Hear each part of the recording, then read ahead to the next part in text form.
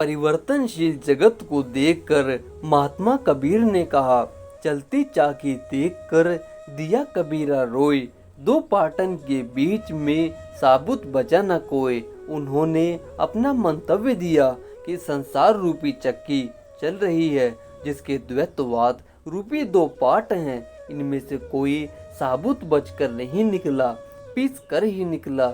जिस प्रकार दाना चक्की के अंदर जाकर पिस कर ही निकलता है।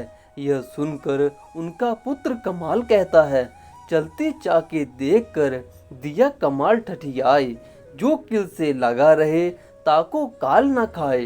वह कहता है कि चक्की में जाकर भी जो दाना किल से सट जाता है वह पिसता नहीं है, वह बच जाता है। जो दाना किल से जुदा होकर आगे बढ़ जाता है वह तो पिस करके आटा बन जाता है। बात बड़ी साधारण है, पर इसका अर्थ बहुत बड़ा है। आप देखिए, शहरों और गांवों में जो तांगे और बैलगाड़ियां होती हैं, उनके पहिए घूमते रहते हैं, पर जिस धुरी के ऊपर उनका पहिया चढ़ा होता है वह धुरी नहीं घूमती, वह अपने आप में स्थिर है। घरों में छत से जो पंखा लटका है उसकी पंखुड़ियां घूमती हैं, पर जिस डंडे से वह पंखा लटका हुआ है वह डंडा स्थिर है। संसार में भौतिक पदार्थ के सबसे छोटे टुकड़े एक अणु को हम ले लें तो उसके अंदर सारे इलेक्ट्रॉन परिक्रमा कर रहे हैं, घूम रहे हैं। जिस केंद्र के चारों ओर वे घूम रहे हैं वह केंद्र अपने आप में स्थिर है। आकाश में सौर मंडल का हम अध्ययन करें तो मंगल, पृथ्वी, शुक्र आदि ये सारे ग्रह सूर्य के चारों तरफ घूम रहे हैं, पर सूर्य जो सबका केंद्र है वह अपने आप में स्थिर है। यही बात हमारे संतों ने कही है कि हमारे जीवन के अंदर जो परिवर्तन हो रहे हैं, हम जन्मे बाल्यावस्था को फिर तरुणावस्था और वृद्धावस्था को प्राप्त हुए और उसके बाद हमारा मरण हो जाएगा। यह जन्म मरण का चक्र है। यह भी एक ऐसी शक्ति के चारों तरफ हो रहा है जो कभी नहीं बदलती, जो नित्य है, अजर है, अमर है, जिसके लिए भगवान कृष्ण जी ने गीता में कहा है, उस शक्ति को अस्त्र शस्त्र नहीं काट सकते, आग जला नहीं सकती, जल गीला नहीं कर सकता, वायु उसे सुखा नहीं सकता।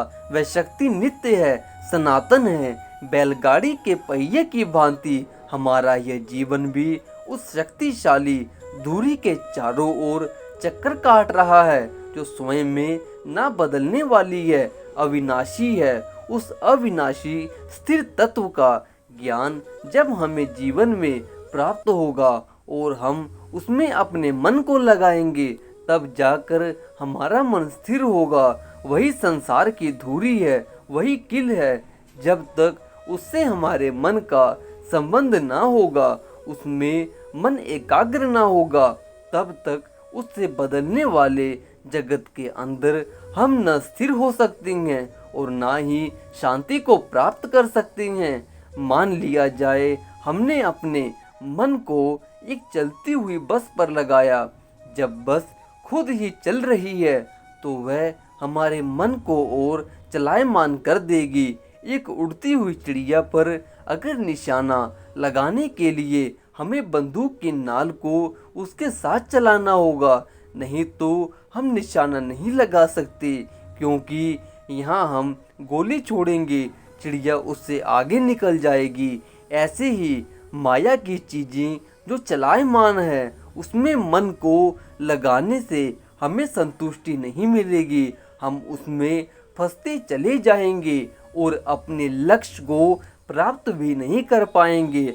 इसलिए हमें उसे पहचानना है जो स्थिर है, जो एक तरह शांत है। हमें उस परमात्मा को जानना है, उस ज्योति स्वरूप परमात्मा को जानना है कि उसकी प्राप्ति कैसे होगी, वह रहता कहाँ है। इसके लिए हमें सत्संग सुनना होगा, भजन करना होगा, तभी जाकर हम उस परमात्मा के उस ठिकाने को जान सकते हैं, तभी जाकर हम परमात्मा को पहचान सकते हैं।